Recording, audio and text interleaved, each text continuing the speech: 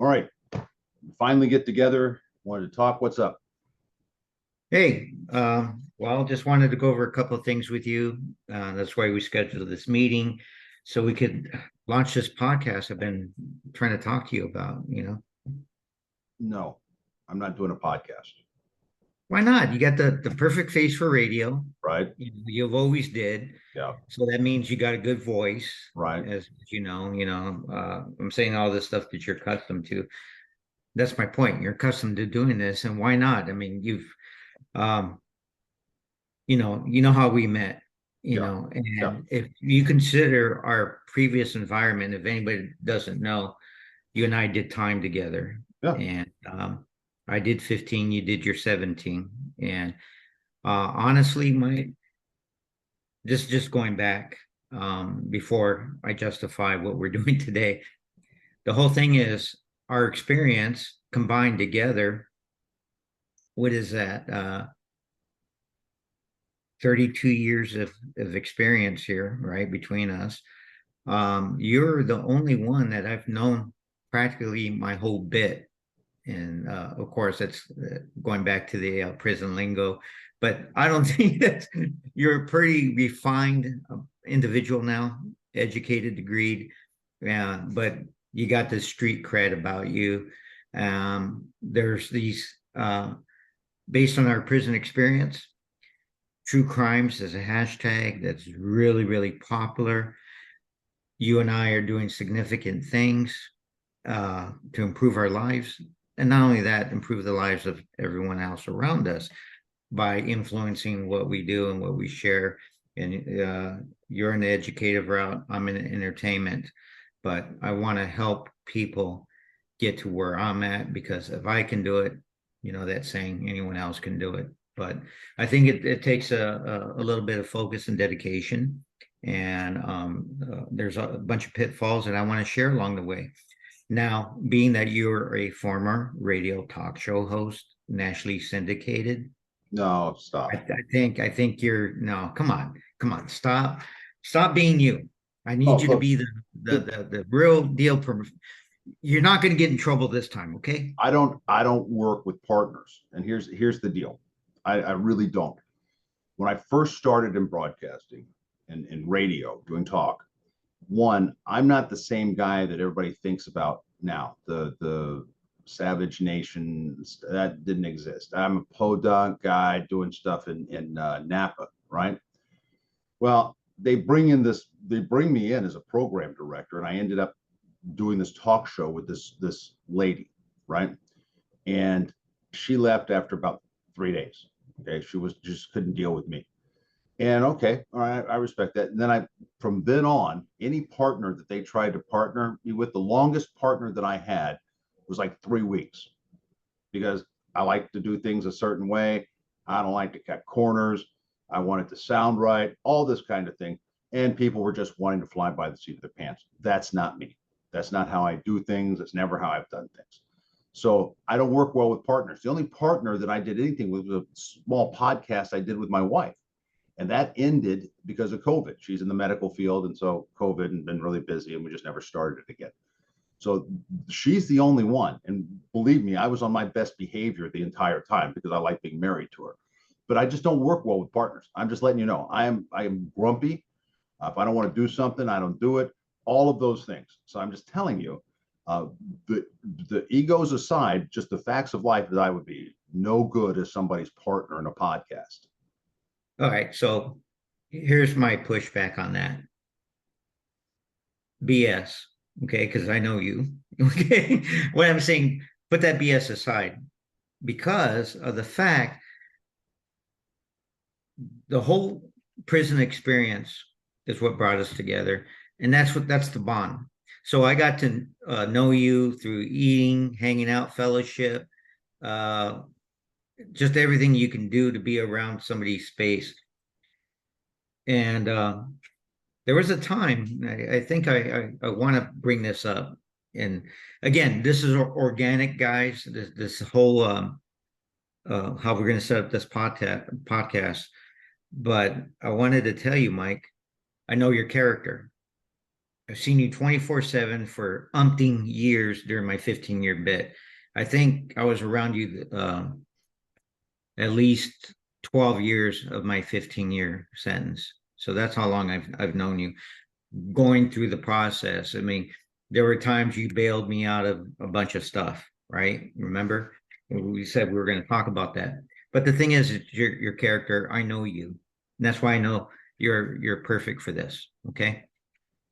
That's what I have to say about that. But another time when we're talking about character and stuff, I'd like to know from your perspective why I think I'm, this cool dude, because you had once told me that you saw that I would go back and I'd be back before you got out. So you got out 2 years after I did.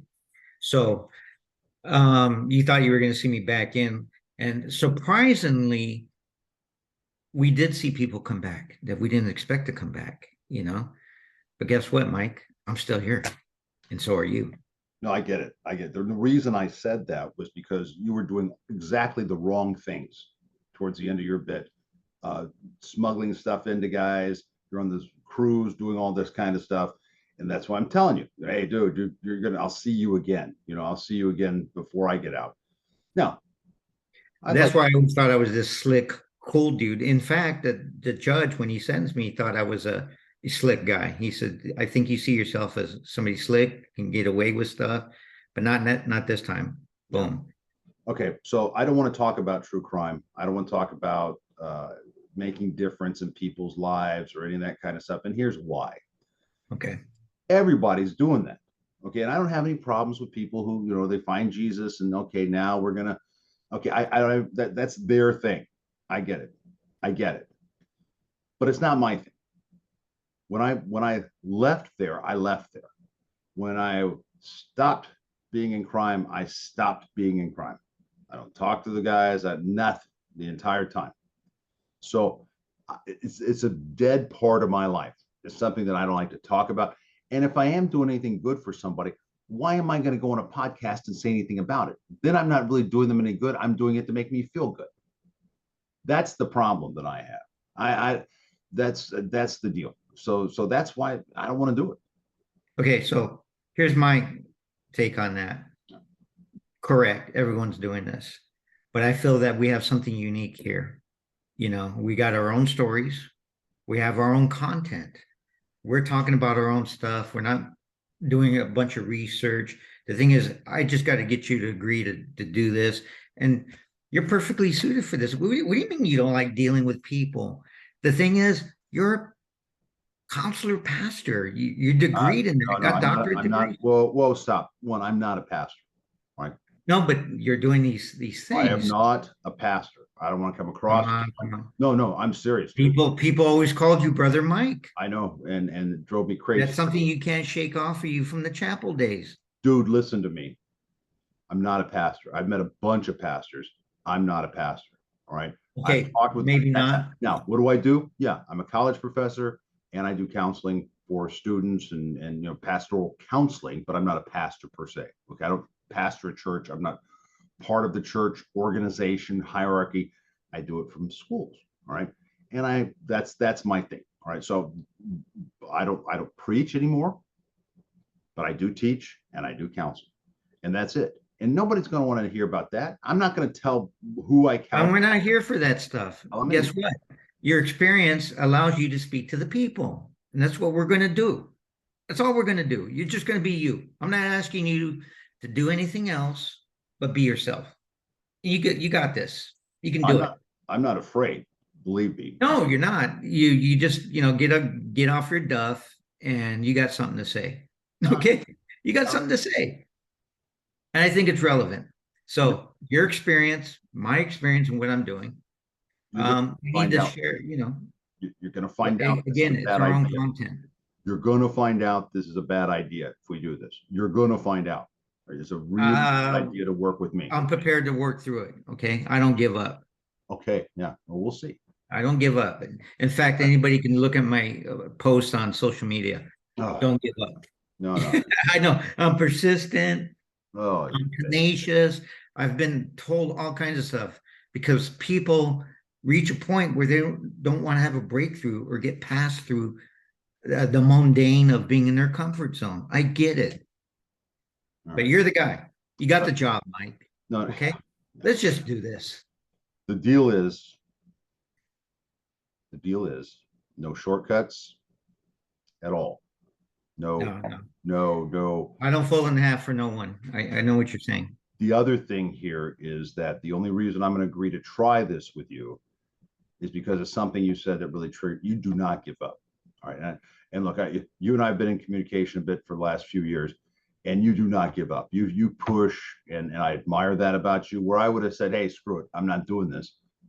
I don't need you guys. You're trying to work in the system and at the same time be outside the system, and you've kept at it when you got slapped down a few times, and I mean hard. And it was like he'll what's he going to do now? But you got back up, you know. So yeah, okay, we'll try it. We'll try it.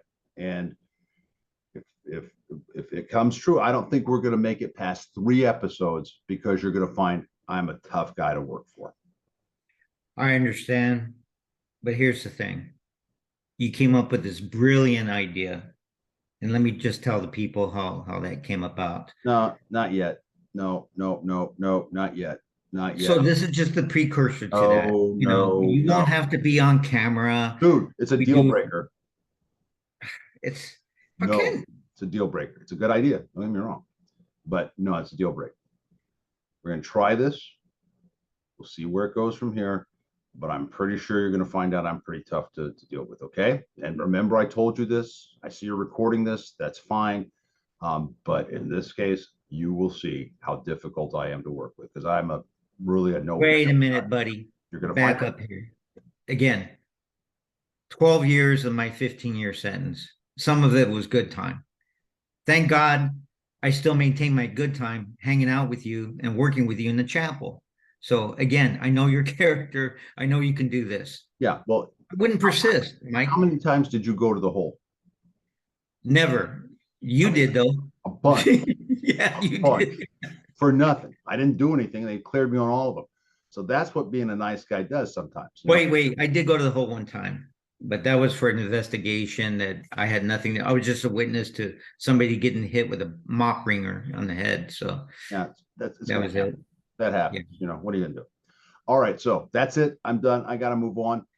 You will talk. Can we go over what we want to discuss if we do this? The I don't want to podcast, discuss the anything. Parameters. I don't want to. What do you want to discuss? Can we formulate the show right now so we can tell the people why or what subject matter, why we're going to do this? You ready? I mean, tell me. You know what? Be the commensurate interviewer that you were before. Oh. I'm sure you interviewed people. Yeah. Working for CBS. Come on. I interviewed some people. All right. So what do you At want? At least this time you don't have to wear a tie. If we're going to work together, quit talking. Quit talking for a second. My God. All right. So what do you want to talk about? Because I know that's what we're going to talk about. Well, the show. Yeah. The basis for the podcast. Right. The things I want to cover on these episodes as they come up. Are we okay with the name, the Novaturient mindset? Kind of a positive, motivational take on whatever we discuss. You know, my tenacious attitude about not giving up somehow has to be motivational. And okay, look, let me wrap it, the motivational part with these things that are inside this package. Yeah. The mindset will be for motivation, success. About, I know you didn't want to talk about these things, but to me, this is near and dear to me, redemption. But specifically, knowing how all these big gurus that pitch the Fortune 500 companies talk about time being valuable, time being an asset. But I stumbled upon this main thing, learning how to redeem the time. How do you buy back time that you've lost? Both you and I lost time, depending how you look at it, depending how the world perceives us, right? ex-criminals, blah blah blah. You were down for the all these words about doing prison have to do around time, doing time, hard timing it, all these things about it. And I love time. I have a lot of posts about, that have images of clocks. For something about this, I love time, but there's a concept I think, again, no one's doing is learning how we redeem the time. And that's part of redemption, by buying back, doing something different, using our experience to catapult us forward into success and contributing to the world around us, the community. So those are the things, the aspects I want to talk about is what you can do to feel good about yourself, be successful, the health and wellness type thing, attitude. But we're not going to do any crazy diets or any crazy stuff. We're not talking about real life. And you've written a couple of books about this stuff, So I want to discuss these experiences on learning how to roll back the time and doing positive stuff, taking the negative like a Polaroid and turning it into positive, a nice picture when it develops. Also, I want to cover the true crimes aspect of who we were, not who we are, but who we were that got us to where we are today. It's a popular hashtag going all across social media. In fact, you had a podcast pretty much like we're going to do, but this was for the Innocence Project, where a guy was exonerated after supposedly murdering somebody, well, his girlfriend. And so they did a podcast series about it, and it covered new evidence. They took it to the New York DA's office, and he got exonerated. So this whole hashtag about true crime stories is blowing up. NBC's got their TV show, and they're using the hashtag. So true crimes aspect, but with that part of the stuff, it's like to share our background, what got us here, but what makes us different. So we're going to talk about the negative stuff. I would like to, especially about me, because I people that know me can't figure how in the hell did I come up with this great idea to write a good movie. How did I get here? So I want to discuss the true crimes. I want to discuss the movie. I want to discuss, as this podcast goes on, the behind the scenes stuff that's going on with the movie, and to give some insight into Hollywood, what I'm learning. Also, I want to talk about, well, again, we have our own content, we become our own influencers, but I want to do it for the right reasons, talk to the people for the right reasons, about how to transition and improve their lives by using us as an example, this is the part I really want to discuss. And I think, good. Let's get to the point. your counseling capabilities, we'll say. I didn't realize, I want to talk about an aspect of what is being called, in fact, there's a TV show called Unprisoned, Unprisoned. What life was like after doing so much time, getting out and finding out, I was in denial for a long time that I wasn't institutionalized, but I was. How can you do so much time like we did and not be affected by it, right? Have some hangups, imagine this, Mike, missing certain aspects of doing time. I love Fridays when we had to get ready for dorm inspection, win first place, get free popcorn and soda. And then you and I was the TV monitor where I came up with the TV schedule. And guess what I did for us, for you and me? I put our favorite show on Wednesday nights at 7 p.m. Yeah. Ghost Hunters, right? Yep. So, all this stuff to keep the natives restless from being restless, No, all these programs. Yeah, but you do good. Things I missed are not the camaraderie, the bond that we have, and the things that we go through together. And, so I want to talk about those times, the prison stories, the true crimes aspect of it. But then again, the unprisoned part. How do we acclimate after doing so much time? And people ought to know that the feds have a program. When you've been down for a long time, you get 2 years out the door, you get a furlough. You get to escape, get out. Not technically escape, but I shouldn't even say that word. But Furloughs were escape the mentality and mindset you've been in, washed up in, and you only got 2 years to do it, and you only get 2 or 3 furloughs depending on that time frame. yeah. So I want to talk about these things. Also, let me see here. I took notes on this.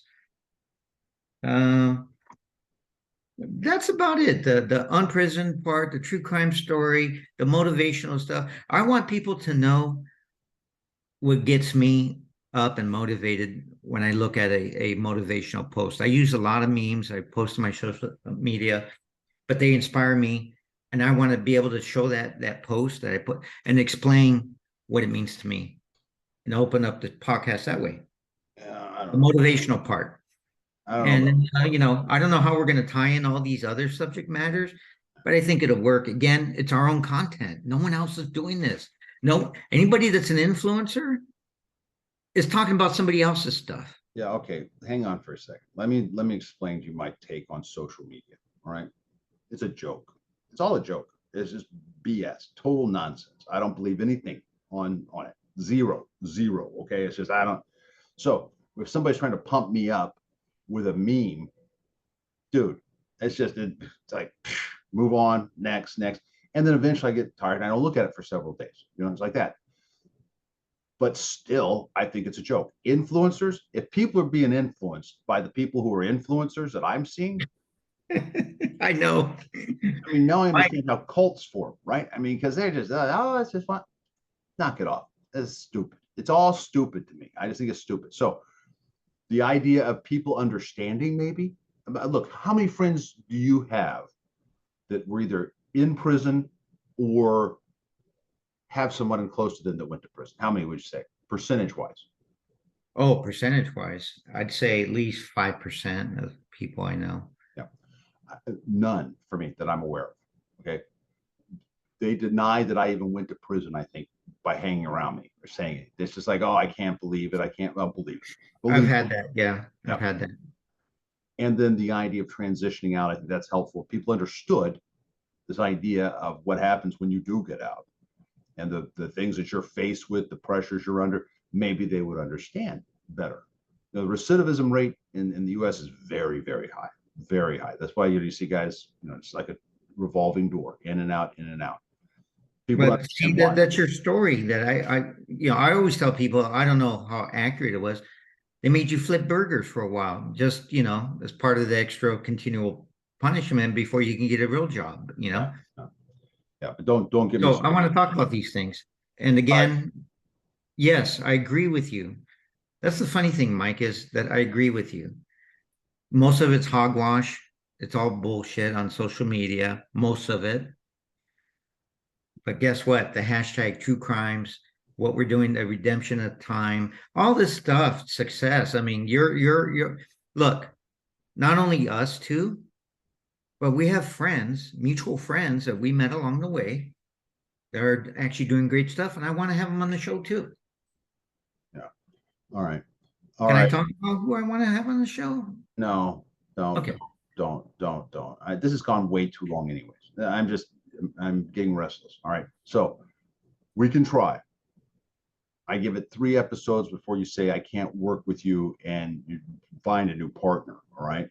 But Oh my God. give it a try and see what happens. But understand very clearly that I am not into the Hollywood scene.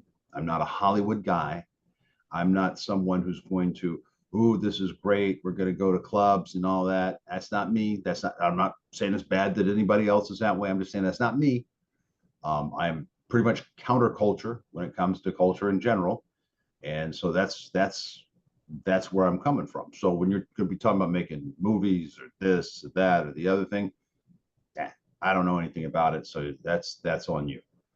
You want to talk about persons and people and things that have occurred, that's fine. But just as a close to this, just as we finish up here for a second, do you wonder, does it ever cross your mind why true crime is so interesting to people? You ever Try wonder? to, I mean, I've tried to comprehend that. do I watch true crime stories? No, no. I watched one or two and I went, that's not how prison works. That's not how this works. That's not how cops are. And but they're enthralled by this.